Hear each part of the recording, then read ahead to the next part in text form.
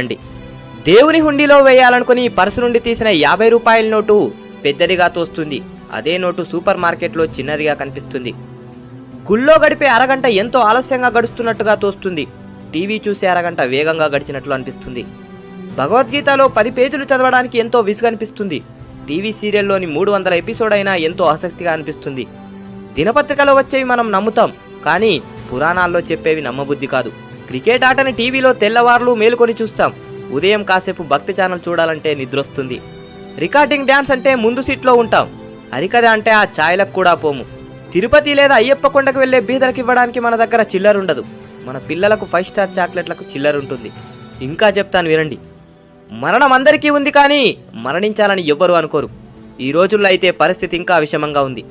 భోజనం అందరికీ కావాలి, ఎవ్వరూ వ్యవసాయం చేయరు. నీరందరికీ కావాలి, నీటి వనరులు రక్షించడానికి ఎవ్వరూ ప్రయత్నం చేయరు.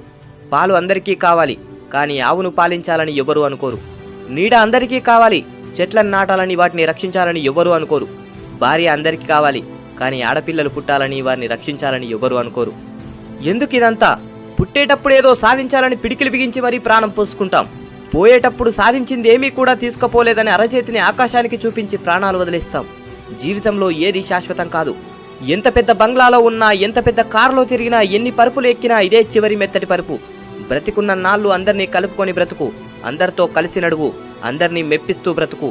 ఎంత సంపాదించామన్నది కాదు, ఎలా బ్రతికామన్నదే ముఖ్యం. జై హింద్.